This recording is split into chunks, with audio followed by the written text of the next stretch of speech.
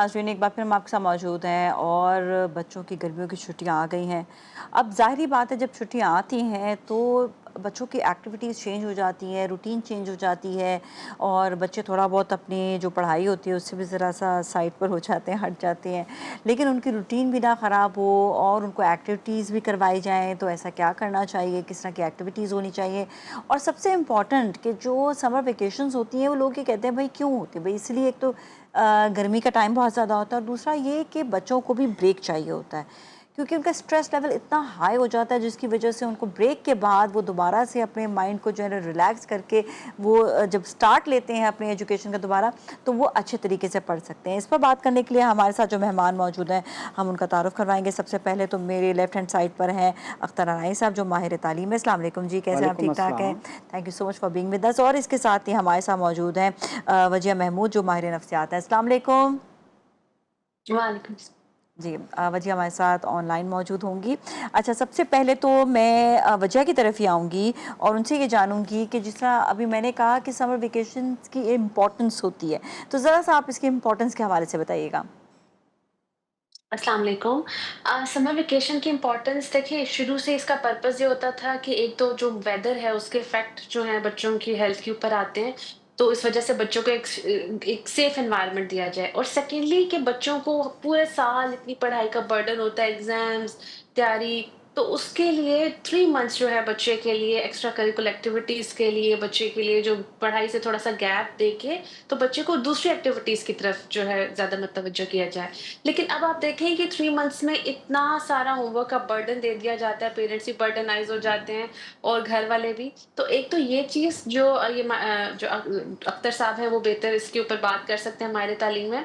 दूसरा ये कि जो पेरेंट्स हैं वो भी इन जो 3 मंथ्स या 4 मंथ्स की जो वेकेशंस होती है, स्पेशली 3 मंथ्स को प्लान नहीं करते हैं। हुँ। जो जो पेरेंट्स प्लान करते हैं वो तो बच्चों की बड़ी अच्छी प्रोडक्टिव जाती है, लेकिन कुछ पेरेंट्स रखते हैं कि चलो इन 3 मंथ्स में बच्चा जो करना चाहे करे। वो फिर पूरा दिन वीडियो गेम्स खेलते रहते हैं या फिर मोबाइल यूज करते रहते हैं और वो उल्टा और खराब हो जाते हैं 3 मंथ्स में। और जब वो दोबारा स्कूल जाते हैं तो बच्चे का सारा वो जो एक स्टैंडर्ड बना होता है टाइम फॉलो करने का, वो सारे प्रोटोकॉल्स वो खत्म कर चुका होता है और उसमें फ्रस्ट्रेशन आती है, नफरत आती है स्कूल से, टीचर से, करिकुलम से। तो वो जो 3 मंथ्स का फायदा लेना होता है, वो फवाइद लेने की बजाय उल्टा और नुकसानात ले लेते हैं।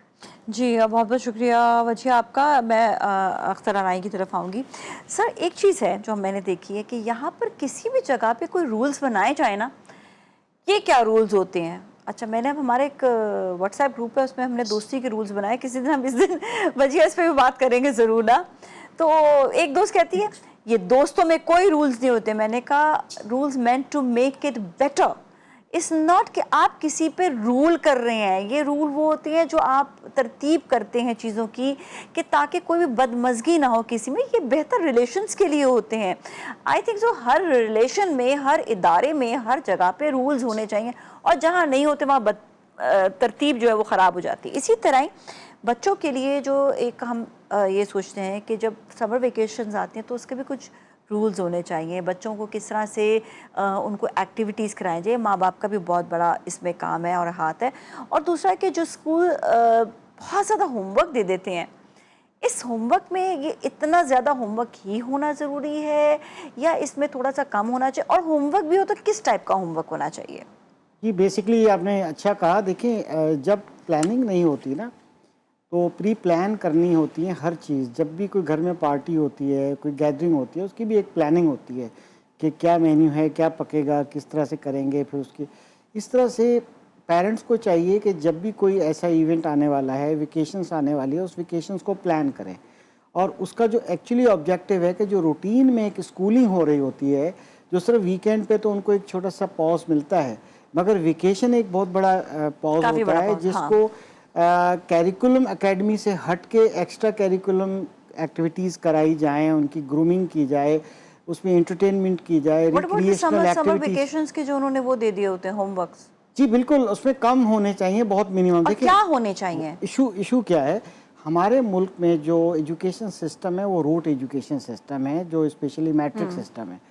मैट्रिक सिस्टम के बच्चे जो है ना, वो अगर 1 महीना गैप दे दें ना उस रोट को, रट्टे वाले सिस्टम को, तो वो भूल जाते हैं, वो बैकवर्ड हो जाते हैं। यानी एक बच्चा प्रमोट होकर अप्रैल से अभी अगस्त में जून जुलाई आ गया आफ्टर 2 मंथ्स, तो वो रिवर्स प्रीवियस क्लास के स्टैंडर्ड पे चला जाएगा। तो that is the basic reason कि हमारे स्कूलिंग सिस्टम के अंदर बच्चे को टच में रखना भी ज़रूरी है, मगर इतने ज़्यादा नहीं हो, उसमें थोड़ा डिफरेंट हो। लाइक जी क्रिएटिव राइटिंग करानी चाहिए बच्चे को पेरेंट्स ये बोलें कि जी आप जो डेली हम एक्टिविटीज़ आप कर रहे हो, फॉर एग्जांपल आज हम लोग वीकेंड पे कहीं जा रहे हैं तो आपने पूरा क्रिएटिव राइटिंग यानी कि आपने उस पर आर्टिकल लिखना है। हमने आज सी साइड जाना है तो उस पर आपने पूरा एक आर्टिकल लिखना है, उसको खुद देखें पेरेंट्स। जब इस तरह की एक्टिविटीज़ प्लान करेंगे ना तो बच्चे के अंदर कनेक्टिविटी रहेगी, राइटिंग पावर डेवलप होगा, लर्निंग आउटकम्स मिलेंगे और बहुत से स्किल्स, लाइफ स्किल्स बच्चा सीखता है। बहुत ज़बरदस्त बात की है अख्तर अनायत साहब ने। सीरियसली वजिया, मैं तो बड़ा इम्प्रेस हूँ इस चीज़ से कि आपने एक तो राइटिंग में भी वो चीज़ लिखी है और दूसरा है कि उनको एक्टिविटी भी उसी टाइप की कराएं। तो सोचे बच्चे के माइंड में वो चीज़ होगी या वो एक्टिविटी कर कर आया होगा तो उसके बाद वो कितना उसके अंदर सलाहियतें बढ़ जाएंगी उसके अंदर लिखने की भी, और पावर काफ़ी ज़्यादा उसके अंदर होगी कि वो और इन्जॉय भी करेगा। तो इसके हवाले से आप क्या कहती हैं, इससे बच्चों के साइकोलॉजिकली किस तरह से डेवलपमेंट होती है? से आवाज़ ऐड नहीं, ऑन हाँ करूँगी कि हमारे, हाँ राइटिंग स्किल्स जी जी। बच्चों के लिए बहुत इम्पोर्टेंट है। राइटिंग स्किल्स बच्चों के अंदर कॉन्फिडेंस लेके आती है, क्रिएटिविटी हम्म लाती है और उनकी अपनी जो सोच है वो बाहर पेपर पे आती है। वो हम्म उनको एक्सप्रेशन आता है, सबसे इम्पोर्टेंट चीज़ ये है। अब यहाँ पे ये है कि डेफ़िनेटली बहुत अच्छी बात की उन्होंने कि एक रट्टा सिस्टम है उसको भी लेके चलना है। हम्म लेकिन जब आप बच्चे को ये 3 मंथ्स में ये सिखाते हैं कि ये रट्टा सिस्टम तो एक हम्म लेवल के बाद खत्म हो जाएगा। फिर तो आपकी स्किल्स आएँगी और हम्म आप नोट करेंगी कि ज़्यादातर बच्चे स्किल्स में फ़ेल होते हैं। हम्म डिग्रीज़ में वो ए प्लस ग्रेड्स ले रहे होते हैं, गोल्ड मेडल ले रहे होते हैं। द मोमेंट उनको जॉब करनी होती है तो आप नोट करें डिग्री कुछ और होती है और जॉब कोई और हो रही होती है। हाँ सो पॉइंट ये होता है कि स्किल्स ये होती है कि जो बच्चा वो पढ़ रहा है ना उसका फिर फ्यूचर का बताते हैं कि बेटा इससे ये फ्यूचर आपका बनेगा। इस तरह आप इसको आगे लेके चल सकते हैं। प्रोडक्टिविटी इज़ वेरी इंपॉर्टेंट और हर बच्चे की स्किल अलग होती है। लेकिन मैं ऐड करूँगी कुछ चीज़ें जनरल होती हैं, जैसे राइटिंग स्किल रिसर्च है मैक्सिमम ये आगे काम आती है, ये ज़रूरत पड़ती है इसकी। तो कुछ ऐसी स्किल्स हैं जो मुझे लगता है हर बच्चे को आनी चाहिए, जिसमें राइटिंग है, जिसमें इमोशनल की बेसिक अंडरस्टैंडिंग है, सोशलाइज़ेशन है, स्पोर्ट्स है। ये वो जनरल एक्टिविटीज़ हैं या स्किल्स हैं जो हर एक के अंदर आनी चाहिए, क्योंकि जब कोई जॉब में जाता है उसको ये नहीं पता होता कम्युनिकेशन कैसे करनी है।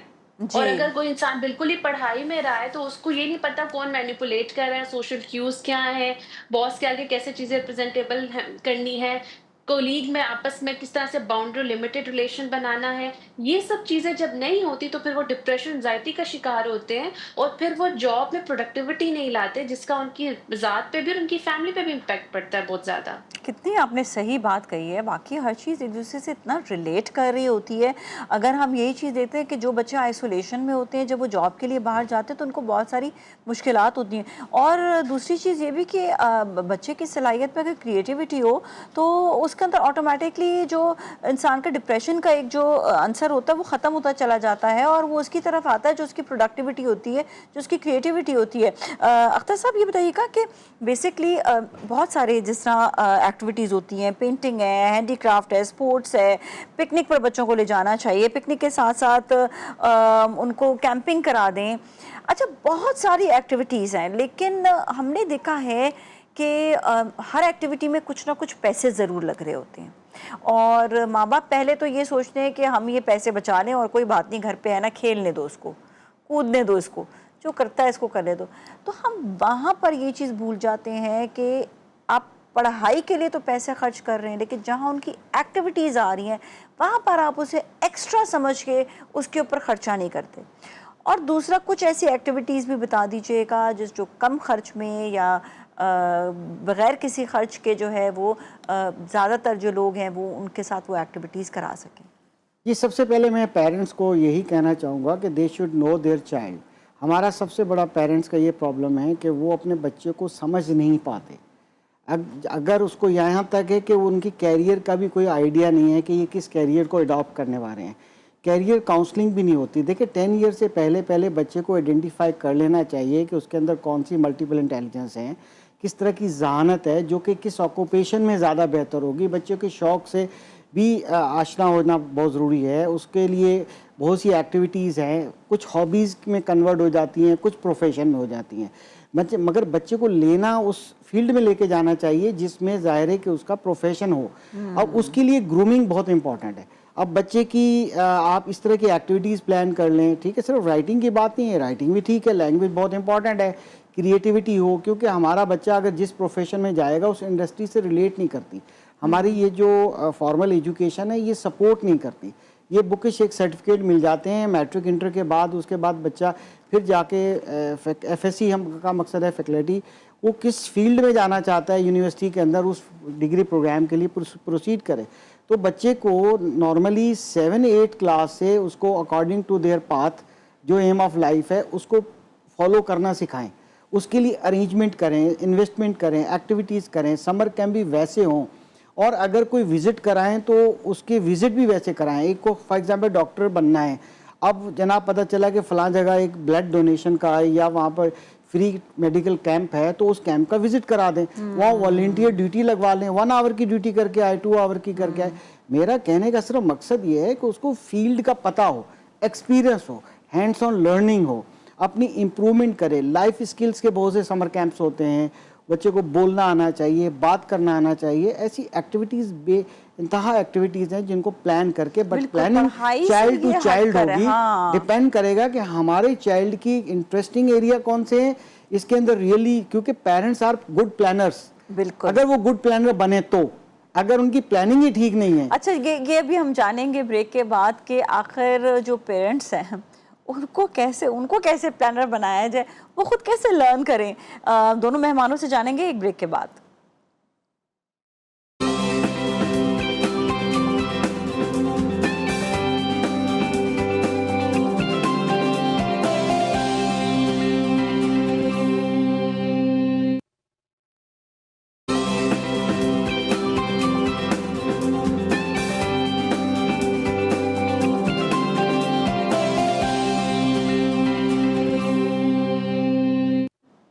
जी नाज़रीन, एक बार फिर हम आपके साथ मौजूद हैं और आज हम जो बात कर रहे हैं बच्चों के समर वेकेशंस के हवाले से बात कर रहे हैं। उसकी इम्पोर्टेंस हमने बताया बच्चे कौन कौन सी एक्टिविटीज़ कर सकते हैं, और ये भी बताया कि जो टीचर्स वगैरह हैं या स्कूल है वो बच्चों को कितना होमवर्क देना चाहिए, वह कैसा उनको होमवर्क देना चाहिए कि ताकि वो रूटीन में भी रहे, रूटीन से भी ना वो हटे।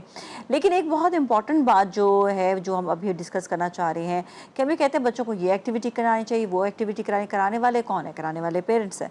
क्या पेरेंट्स को खुद भी पता है कि उनको क्या एक्टिविटी करानी है? क्या वो अवेयर हैं, या वो सिर्फ ये कहते हैं कि हमारे भी तो आराम के दिन आ गए, अभी हमें भी आराम करने दो?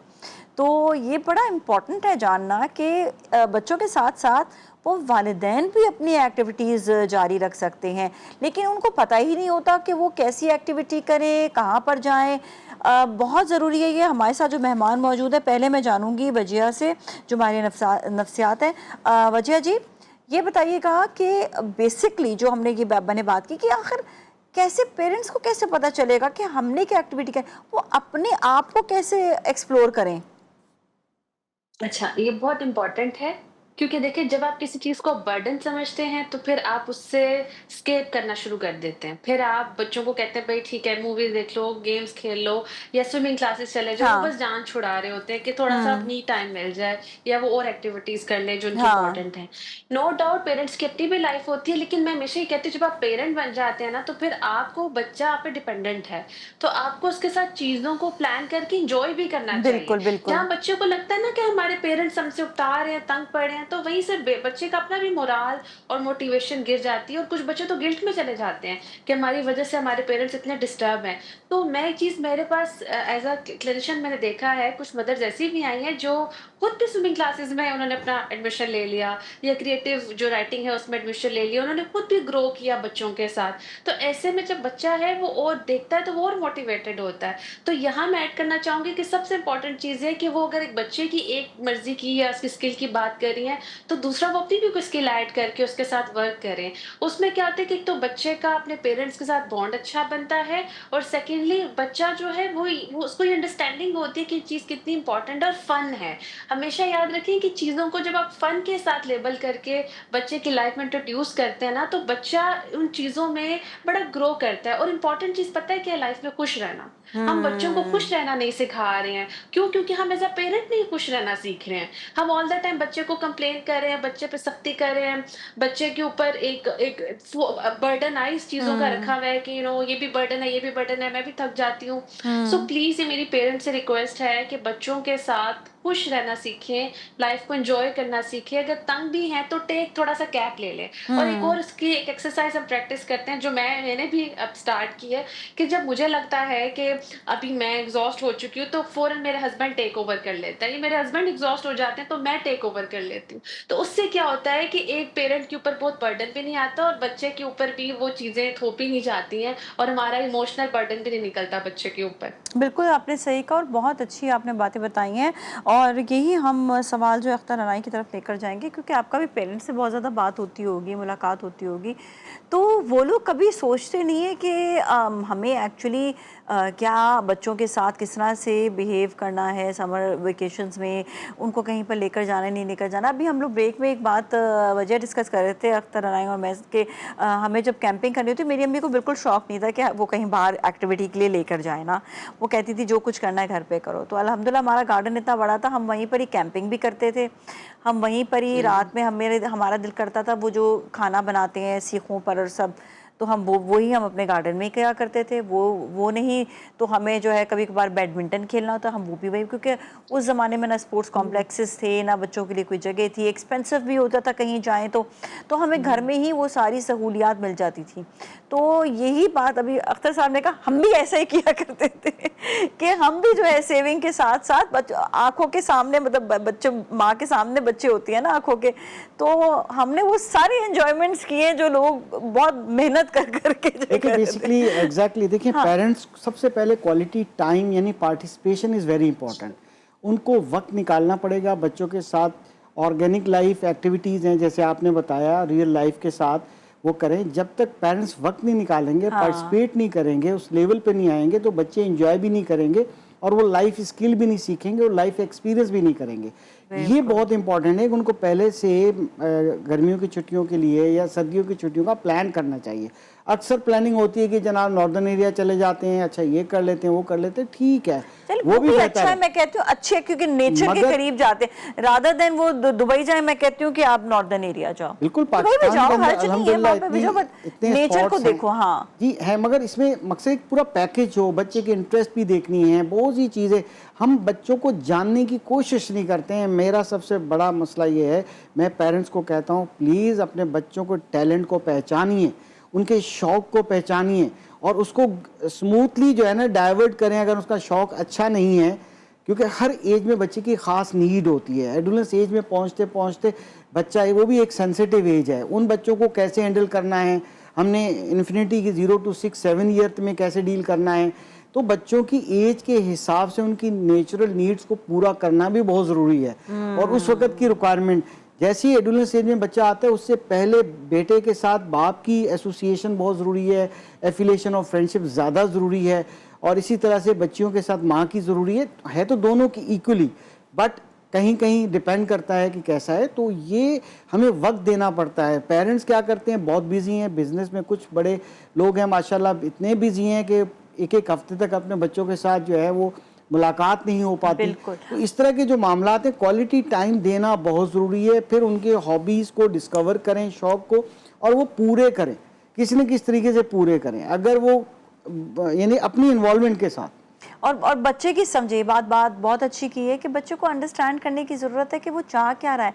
अगर वो आर्ट में जाना चाह रहा है उसको आर्टिस्ट बनाए। अगर वो कह रहा है कि मतलब ये समर वेकेशन की बात हो रही है, उसके बाद अगर वो वाकई आर्टिस्ट बनना चाहता है इसमें कोई हर्ज नहीं, फोटोग्राफी करना चाहता है कोई हर्ज नहीं है, अगर वो गार्डनिंग करना चाहता है, प्लांट्स उगाना चाहता है, तो इट्स रियली गुड थिंग। हो सकता है वो आगे कहीं साइंस के कोई और टेक्नोलॉजी की तरफ वो चला जाए। तो ये सब बहुत ज़रूरी होता है। जानेंगे मज़ीद इसी टॉपिक के हवाले से, बहुत सारे और सवालात हमारे पास है, आप हमारे साथ ही रहें।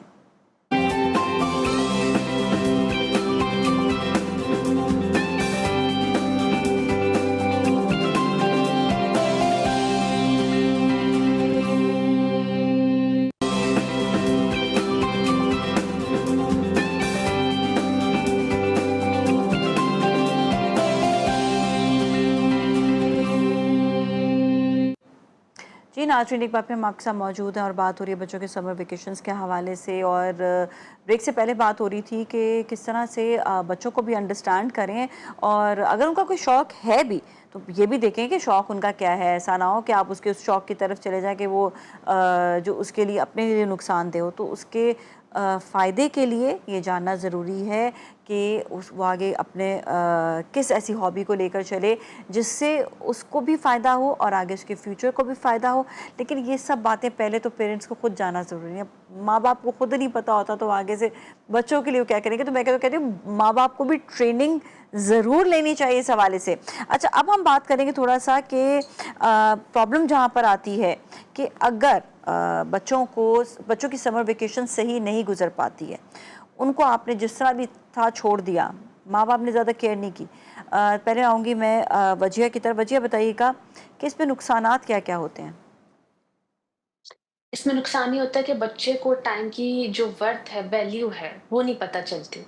नंबर 2, उसको अपने जो फॉर एग्ज़ाम्पल अगर उसको कभी कोई टाइम मिलता है हम्म। डिसिप्लिन करने का, चीज़ों को प्लान करने का, उसकी प्लानिंग फिर अच्छी नहीं होती क्योंकि उसने उन ओकेशंस में अपने घर में प्लानिंग देखी ही नहीं होती है, ठीक है? फिर हम्म। इसके अलावा जो थर्ड पॉइंट है उसमें बच्चा अपने आप से अवेयर ही नहीं होता, अपनी ज़ात हम्म। से कि उसकी क्या स्किल्स हैं, क्या टैलेंट है। नंबर 4 मोस्ट इम्पोर्टेंटली बच्चे का पेरेंट के साथ बॉन्ड नहीं बनता है, क्योंकि यही वो टाइम होता है, वरना तो बाकी डेज़ में तो एक अफ़रा-तफ़री का सब चल रहा होता है निज़ाम और बिज़ी लाइफ़ गुज़र रही होती है। वो टाइम होता है जब बॉन्ड बनता है, तो बॉन्ड नहीं बन पाता। और last but not least most importantly कि बच्चा जो है वो टाइम किलिंग जिसे कहते हैं ना, टाइम वेस्टिंग, वो 3 मंथ्स में इतना ज़्यादा हो जाती है वो चीज़ कि फिर वो उसकी वजह से उसकी मेंटल हेल्थ, फिज़िकल हेल्थ वो भी इफ़ेक्ट होती है। और बच्चे आपने नोट किया इसी टाइम पे जंक फूड भी बहुत खाने लग जाते हैं। बहुत ज़्यादा, क्योंकि पेरेंट्स को हम्म। होता है चलो अब टाइम है तो हम आज शाम बाहर चले जाते हैं। जैसे जो अख्तर साहब ने बड़ी अच्छी बात की कि घूमने-फिरने पे ज़्यादा फ़ोकस होता है। नॉर्दर्न एरियाज़ में नो डाउट जाना चाहिए, फ्रेश होके आना चाहिए, लेकिन सिर्फ़ यही नहीं, आप देखिए मोस्टली छुट्टियों में क्या ही प्लानिंग्स होती है सिर्फ़ घूमने की, वो तो या सिर्फ शाम को 5 दिन आउटिंग के पे लिए चले इंसान जाएँगे। चला जाता है, 6 दिन के लिए, उससे ज़्यादा नहीं। बाकी दिन क्या करेंगे। यस, तो पेरेंट्स ने ना मैं प्रोडक्टिव बात भी करूँगी, मैंने ऐसे भी पेरेंट्स देखे हैं जो बच्चों के साथ बड़े एक्साइटेड होते हैं कि हमने हम्म। आप इन 3 मंथ्स में बच्चे आके मुझे बताते हैं हमारे पेरेंट्स ने ये प्लान बताया है कि हमने स्विमिंग क्लास करनी है, हमने कराटे क्लास करनी है, हमने क्रिएटिव क्लास करनी है, आर्ट क्लास करनी है। बच्चे बहुत एक्साइटेड होते हैं क्योंकि पेरेंट्स ने वो एक्साइटमेंट बनाई होती है बच्चे के अंदर, क्रिएट की होती है, वो ऑरा बनाया होता है। तो उन बच्चों में जो फन का एलिमेंट है, खुशी का एलिमेंट है, वो नज़र आता है। तो आपने कहा क्या, तो देखिए ये चीज़ें बच्चे मिस करते हैं। इससे बड़ा नुकसान क्या है कि बच्चे ने इतना गोल्डन टाइम पीरियड जो बच्चे का था, जिसे हम गोल्डन आवर कहते हैं ना, जो लिमिटेड टाइम के लिए होता है, बट बहुत मज़े का होता है वो। तो वो गोल्डन लिमिटेड टाइम जो है, वो बच्चे का आपने वेस्ट कर दिया, सिर्फ़ अपनी कुछ टाइम की प्लानिंग ना करके। बिल्कुल आपने सही कहा। और इसके साथ ही मैं अख्तर अनाई साहब से भी सेम सवाल करूंगी कि जहां पर हम ये देखते हैं कि बिल्कुल बस समर वेकेशन सिर्फ सोने के लिए, बैठने के लिए और इसलिए बना दी जाती है। लोगों पेरेंट्स जो है ये समझते हैं कि बस मेरा बच्चा रिलैक्स करे। इसके नुकसानात क्या क्या होते हैं। देखिए इसकी कोई नुकसानात प्लानिंग नहीं होती जब तक। एग्जैक्टली मेन तो देखिए कड़ी से कड़ी मिली हुई है। बहुत सी छोटी छोटी बातें हैं जो अर्ली एज से हाँ। स्टार्ट होती हैं, वो मुश्किलात पेश आती हैं। बहरहाल मुख्तसरन ये है कि ये वेकेशंस एक अपॉर्चुनिटी है, इसको यूज़ करना चाहिए। फॉर एग्जांपल बच्चा लैंग्वेज में वीक है, सपोज़ क्योंकि मीडियम ऑफ लर्निंग अगर इंग्लिश है उसमें वीक है, स्पोकन में वीक है, तो लोग क्या करते हैं कोर्सेज़ कराते हैं या कुछ और कराते हैं। अगर हैंड राइटिंग उसकी इंप्रूव नहीं है तो हैंड राइटिंग एक्टिविटीज़ कराते दिस इज़ हैं, रियली या गुड। आर्ट एंड हाँ। क्राफ्ट। तो ये कोई भी क्रिएटिव, आजकल स्टेम्प एजुकेशन बहुत इंपॉर्टेंट है, physical hands on learning project बनाए, रोबोटिक एजुकेशन है, बहुत सी आजकल तो मार्केट में किट्स मिल जाती हैं। बच्चे का अगर शौक है तो वो किट्स लेकर उसको असेंबल करे, बनाए, क्रिएटिविटी लाए। बात यह है कि इतने ज़्यादा प्रोजेक्ट्स हैं, आइडियाज़ हैं, मगर पेरेंट्स को पहले बच्चे को जानकर वो चीज़ें करना बहुत ज़रूरी है। ये एक अपॉर्चुनिटी है। जो बच्चे वक्त ऐसे ही ज़ाया कर देते हैं तो उसके बाद जब वो क्लास में जाके ज्वाइन करते हैं तो वो रिवर्स हो जाते हैं, वो कमी पूरी नहीं कर पाते। मैं सिर्फ बात ये करता हूँ, फॉर एग्जांपल एक इंग्लिश लैंग्वेज मीडियम है, इंस्ट्रक्शन भी उसी से लर्न करता है। इसके बेसिकली 4 पावर्स होते हैं, 4 स्किल्स होते हैं, जैसा कि लिसनिंग, स्पीकिंग, रीडिंग, राइटिंग। इसी तरह से 4 पावर्स होते हैं। मैं इस तरह से समझाता हूँ फिंगर से, वालिदैन देख रहे होंगे। फर्स्ट पावर मैं कहता हूँ जो नतीजे में मिलता है, कोई सब्जेक्ट को 1 2 3 4 5 6 इंटरमीडिएट तक पढ़ते पढ़ते 4 पावर्स डेवलप होते हैं। अंडरस्टैंडिंग पावर, सॉरी पहला reading power, understanding power, book reading होगी तो बच्चा रीड करेगा, अंडरस्टैंड करेगा। राइटिंग पावर डेवलप होता है, जैसे क्रिएटिव राइटिंग की मैंने बात की। फिर स्पीकिंग पावर, जैसे ये पॉइंटर फिंगर है, ये दिखाने वाली फिंगर है, ज़्यादा दिखती है। अगर आप स्पोकन हैं तो जहाँ भी जा रहे हैं, जिस कम्युनिटी में बैठते हैं, स्पोकन अच्छी है, राइटिंग बेशक वीक हो, तो लगता है कि यू आर वेल एजुकेटेड, आपका एक्सेंट बड़ा अच्छा है, इंप्रेशन अच्छा पड़ता है, इसलिए ये पॉइंटर फिंगर है।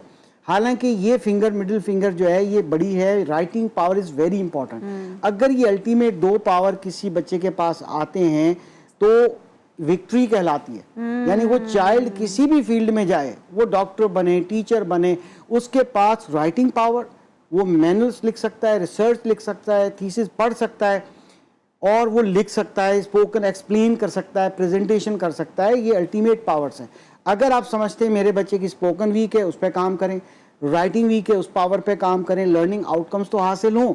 तो कहने का मेरा सिर्फ मकसद ये है कि अगर उसके अंदर कोई कमी है, इस अपॉर्चुनिटी का फ़ायदा उठाना चाहिए कि वेकेशंस के अंदर मैं अपने बच्चे के लिए learning with fun activities plan करूं, जिसमें बच्चा बोर भी ना हो और एक फॉर्मल वे में भी ना पढ़ाया जाए, मगर उसको इंटरेस्ट भी हो और उसमें कुछ ना कुछ लर्निंग आउटकम भी हो। जब वो बच्चा क्लास में जाएगा, इवन मैनर्स, अगर मैनर्स हैं, देखिए हम लोग यकीन करें, बाज़ घर ऐसे हैं वहाँ ऑर्डर नहीं है। ऑर्डर से मतलब तरतीब नहीं है। शूज़ वहाँ पड़े हुए हैं, जूती वहाँ पड़ी हुई है, उनके मुलाजमीन हैं, उठा के क्रॉकरी कहाँ पड़ी हुई है। अगर हम घर का एक ऐसा एनवायरनमेंट बनाएं, सिर्फ उसमें डिसिप्लिन हो, रिस्पॉन्सिबिलिटी हो, हम बच्चों को रिस्पॉन्सिबल नहीं बना सकते। आप उसमें पार्टिसिपेशन कराएं, करें। बाज़ बच्चे फिजिकल एक्टिव होते हैं। मल्टीपल इंटेलिजेंस थ्योरी को अगर पढ़ेंगे, इंटेलिजेंस की 8 टाइप उसमें बताई गई हैं। गूगल कर लें, कीवर्ड गूगल कर लें। पेरेंट्स, अगर आप में जस्तजू है लर्न करने की, अपने बच्चों को ग्रूम करने की, फैसिलिटेट करने की, तो स्काई इज़ द लिमिट। बहुत कुछ पेरेंट्स कर सकते हैं। जो बच्चा अगर वो बहुत एक्टिव टाइप का है तो उसके लिए ऐसी एक्टिविटी रखें, स्पोर्ट्स भी हो सकता है और चलते फिरते भी हो सकता है, वो सारी चीज़ें उसमें रखें। बिल्कुल, बिल्कुल। और कुछ ऐसी चीज़ें भी होती हैं जिससे बहुत ज़्यादा फ़ायदे की ज़रूरत भी है, और वहाँ पर ये होता है कि फ़ायदा इस तरह से माशरे को भी फ़ायदा हो। जैसे आपने बताया, सोशली एक्टिविटी करें, प्लांट्स उगाने की करें, इसके अलावा बच्चों को जो अवेयरनेस होती है वो देनी चाहिए। और कभी कभार तो ऐसा भी नहीं चाहिए कि बच्चों को गेट टुगेदर्स भी करवाने चाहिए। हमारे यहाँ पे ये बहुत ज़्यादा हो जाता है कि बच्चों के गेट टुगेदर्स बहुत कम हो गए हैं, तो बच्चों के साथ गेट टुगेदर्स करवाएं, रादर दैन वो गली मोहल्लों में खेल रहे होते हैं। इससे बेहतर है कि वो उनको आप गेट टुगेदर्स करवाएं, क्योंकि गली मोहल्ले में खेलने का सबसे बड़ा नुकसान ये होता है कि वहाँ पर बहुत ज़्यादा पोल्यूशन होती है, पोल्यूटेड हो जाता है। इसके अलावा ये कि सड़क पर गाड़ियों का आमदोरफ्त होता है, दैट इज़ सो डेंजरस। उनको ग्राउंड्स में, गार्डन में जाकर खेलने की आदत डालनी चाहिए, पेरेंट्स साथ जाएं। यहाँ पर ये भी होता है कि अपनी ना मेहनत नहीं करते हैं पेरेंट्स की, कोई बात नहीं, जाओ तुम जाओ। अब वो अकेला जा रहा है, कहाँ जा रहा है, कैसे, तो ये बहुत सारे पेरेंट्स के ऊपर बहुत बड़ी जिम्मेदारियाँ होती हैं जो उनको खुद देखने की ज़रूरत है। थैंक यू सो मच वजी, आपका बहुत बहुत शुक्रिया। अख्तर अनाई साहब, आपका भी बहुत बहुत शुक्रिया। और इसके साथ ही नाज़रीन, आज के लिए इतना ही। अपने घर वालों का बहुत ख्याल रखिएगा। नाज़िम मलिक और टीम को दीजिए इजाज़त। अल्लाह हाफ़िज़।